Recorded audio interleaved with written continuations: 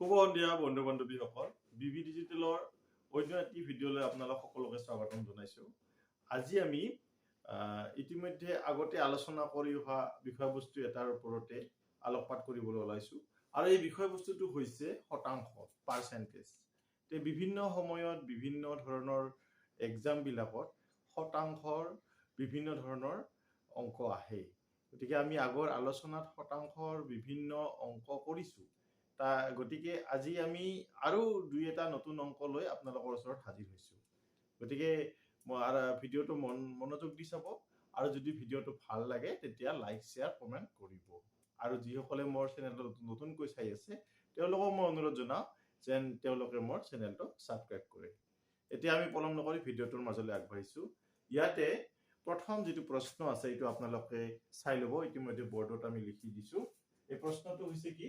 যদি a plus b 10% equal a minus b 30%, তেন্তে b কিমান শতাংশ a ৰ সমান হ'ব? b কিমান শতাংশটো a ৰ সমান হ'ব? গতিকে এইটো অপচন কেইটা চাই ল'ব। a number option 150%, b number option 200%, c number option 300% আৰু d নম্বৰ অপচন 100%। ইয়াতে আমি প্ৰথমতে বুজি ল'ব লাগিব কি যে a plus b 10% মানে কি, এইটো আমি ওলাই ল'ব লাগিব। তাৰ পিছত a minus b 30% টো আমি ওলাই ল'ব লাগিব। তাৰ পিছত আমি এইখিনি সিম্পলিফাই কৰিলে a আৰু b ৰ মাজত এটা সম্বন্ধ পাম আৰু এই সম্বন্ধৰ পৰাই আমি আমাৰ যেটো ৰিজাল্ট সেই ৰিজাল্টটো আমি পাম। ৰিজাল্টত কি সুধিছে যে b ৰ কিমান শতাংশ a ৰ সমান হ'ব। গতিকে আমি পলম নকৰি এতিয়া সলিউশনটো কৰিব যত্ন কৰিছো। এটো খুবেই সহজ প্ৰশ্ন, বেছি টান নহয়। এনেহেন ধৰণৰ প্ৰশ্ন বিভিন্ন ধৰণৰ এক্সামত আহাৰ খুবেই চান্স আছে। গতিকে আমি খুব কম সময়ৰ ভিতৰত এইবিলাক এনেহেন ধৰণৰ প্ৰশ্নৰ উত্তৰ কৰিব যত্ন কৰিব লাগিব। ইয়াতে চাব প্ৰথমতে আমি যিখিনি দিয়া আছে এইখিনি লিখি লৈছো যে a plus b 10% are equal a minus b 30%. আচ্ছা, ইয়াৰ পৰা আমি কি কৰিব পাৰো? ইয়াৰ 10% মানে কি? এইটো এনেকুৱা a plus b into 10% মানে 10/100 এইটো। তাৰ পিছত ইয়াতে চাই ল'ব a minus b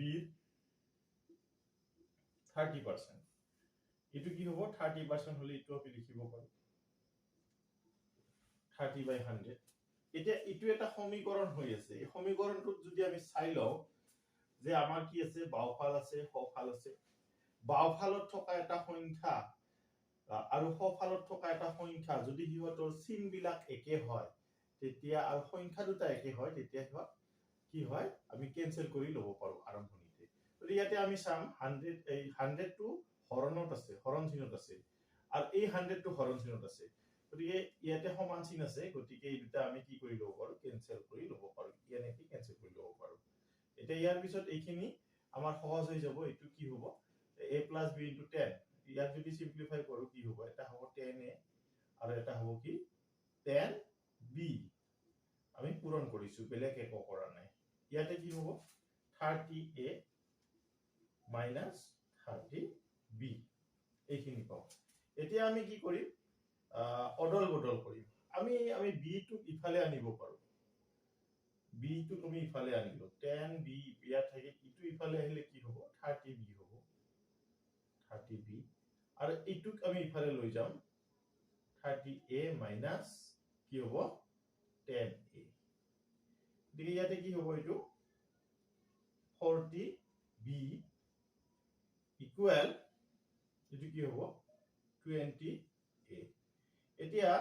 20 এটাৰে যদি হৰণ কৰি দিওঁ এইটো কি হ'ব, দুইবাৰ যাব 2b হ'ব ইকুৱেল 20/20 1 হ'ব। গতিকে এইটো কি হ'ব a হ'ব। গতিকে আমি এটা সম্পৰ্ক পালো। এই সম্পৰ্কটো হৈছে 2b ইকুৱেল a। এতিয়া এই 2b ইকুৱেল a ৰ পৰা এই ইয়াতে উত্তৰ, ইয়াৰ এই প্ৰশ্নটোৰ উত্তৰটো সোমাই আছে 2b ইকুৱেল a। কেনে ধৰণে সোমাই আছে আমি অলপমান বুজাই দিব চেষ্টা কৰিছো। এইটো হৈছে কি 2b, আমি যদি বিৰ 100% লম কি হয় তেতিয়া আমি বি এ পাওঁ হয়নে বিৰ 100% কি হ'ব বি এ পাওঁ নে নাই কেনেকে বি পাওঁ সেইটো আমি ইয়াতে লিখি ল'ব পাৰো বিৰ 100% বি এটো আমি ইয়াতে কৰি চাব পাৰো 100% মানে 100/100 এটো ক্যান্সেল হল এটো বি এ হল আচ্ছা বিৰ 100% যদি বি হয় বি আৰু 100 টা যোগ দিয়া 200% কি হ'ব আমি যদি ইয়াতে চাওঁ বি ইনটু এটো কি হ'ব 200/100 এটো দুটা শূন্য ক্যান্সেল হ'ব এনেকে ক্যান্সেল হল এটো কি হল 2b হল গতিকে আমি 2b মানে কি লিখিব পাৰো b 200% b 2b মানে কি লিখিব পাৰো b 200% তাৰ মানে ইয়াৰ এই 2b ধৰণে আমি b 200% ই কাৰ সমান a এৰ সমান হলে গতিকে আমি ইয়াতে উত্তৰটো হিটুই খুজিছে যে b ৰ কিমান শতাংশ a এৰ সমান তাৰ মানে b 200% অৰ্থাৎ 2b equal a that means b 200% কি হ'ব a এর সমান হ'ব গতিকে ইয়াৰ শুদ্ধ অপচনটো হ'ব b এটো আমি পাই গলো 200% গতিকে এনেকে খুব সহজে আমি কি কৰিব পাৰো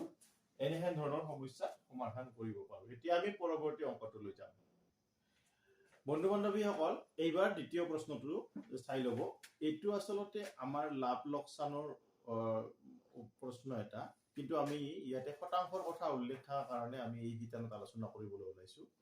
গতিকে কেনেহেন ধৰণে শতাংশটো লাভ লোকসান হওক বা অন্য ধৰণৰ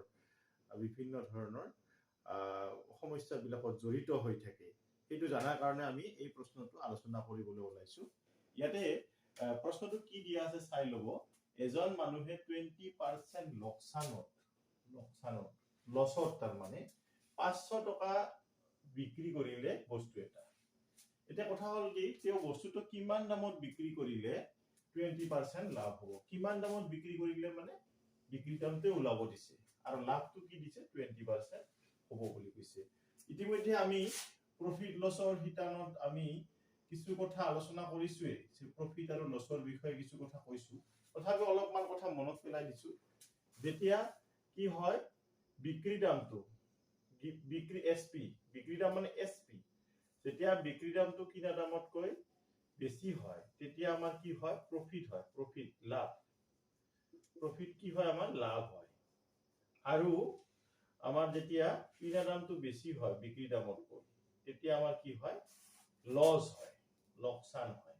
এই কথাখিনি আমি জানো লোকসান হয় এইখিনি কথা আমি জানো এইখিনি কথাৰ পৰাই আমাৰ এইখিনি কথা জানিলেই আমাৰ বহুতখিনি এই অংকটো কৰাত সুবিধা হ'ব লগতে আমাৰ পাৰ্সেন্টেজৰ কথাটো আছে পাৰ্সেন্টেজটো আমাৰ আহি যাব যেতিয়া আমি এই অংকটো কৰিম তেতিয়া পাৰ্সেন্টেজটো কেনেকৈ কি কৰিব লাগে সেইখিনি কথা আহি যাব এটা প্ৰথমতে আমাৰ চাব লাগে কি লোকসানটো দিছে লোকসান কিমান দিছে 20% বস্তুটো বিক্ৰী কৰোতে লোকসান হৈছে 20% এটা কথা হৈছে কি লোকসান 20% মানে কি এটো আমি চাব লাগিব ধৰা হল এটা বস্তু আপুনি 100 টকাত কিনিলে 100 টকাত কিনি যদি 80 টকাত বিক্ৰী কৰে তেতিয়া আপোনাৰ লোকসান কিমান হ'ব 20 টকা এইটোৱে বুজাইছে ইয়াৰ অৰ্থটো এইটোৱে বুজাইছে 80 টকাত কিনিলে কিমান লোকসান হ'ব আপোনাৰ 20 টকা লোকসান হ'ব ইয়াতে যেহেতু এইটো আমাৰ কি দিয়া আছে বিক্ৰী দাম দিয়া আছে 500 টকা গতিকে আমাৰ এইটো ঐকিক নিয়মত ইউনিটাৰী মেথড কৰিলে কেনেকুৱা হ'ব যে আমি ইটোৰ পৰা এটা আমি কি উলাব পাৰো যে এটো আমি কি ক'ব পাৰো 80 টকা বিক্ৰী দামত 80 টকা বিক্ৰী দামত আমি কিনা দামটো উলাই লব পাৰো ইয়াৰ পৰা কিনা দামটো উলাব লাগিব প্ৰথমতে কিনা দামটো আমাৰ উল্লেখ নাই গতি কিনা দামটো আমি উলাইলাম 80 টকা বিক্ৰী দামত কিনা দাম কিমান হ'ব 100 টকা এতেকে কিমান টকা বিক্ৰী দামত 500 টকা বিক্ৰী দামত আমি এনেকে ঐকিক নিয়মত কৰিব পাৰো 500 টকা বিক্ৰী দামত কিনা দাম কিমান হ'ব 80 টো তলত আহিব 100 টো ওপৰত আৰু 500 টো ওপৰত এনেকুৱা হ'ব তে এইখিনি আমি সিম্পলিফাই কৰি এনেকে এটা শূন্য ক্যান্সেল হল গতিকে এইটো আমাৰ কি হ'ল ওপৰত হ'ব কিমান টোটেল হ'ব 5000 এতিয়া 8 ৰে কেইবাৰ যাব এইটো আমি চাই লওঁ তে 8 ৰে কেইবাৰ যাব 8 6 গুণ 48 ইফালে কিমান হ'ল 20 হ'ল 8 2 গুণ 16 ইফালে কিমান হ'ব 40 হ'ব 40 হোৱাৰ লগে 8 5 গুণ 40 আমি এতিয়া পাই গলো কিনা দামটো পাই গলো কিনা দাম কিমান হৈছে 625 টকা এতিয়া আমাৰ দ্বিতীয় ক্ষেত্ৰত কি দিছে 20% লাভ 20% লাভ মানে কি এইখিনিও আমাৰ ওলাব এইখিনিও খুব ধুনীয়াকৈ ওলাব 20% লাভ মানে ইটোৱে বুজায় যে বস্তু এটাৰ যদি কিনা দাম 100 টকা হয় বিক্ৰী দাম কি হ'ব 120 টকা হ'ব গতিকে ইয়াতে আমি যেহেতু আমাক কি ওলাব দিছে বিক্ৰী দাম ওলাব দিছে গতিকে আমি ইয়াতে কি লিখিম যে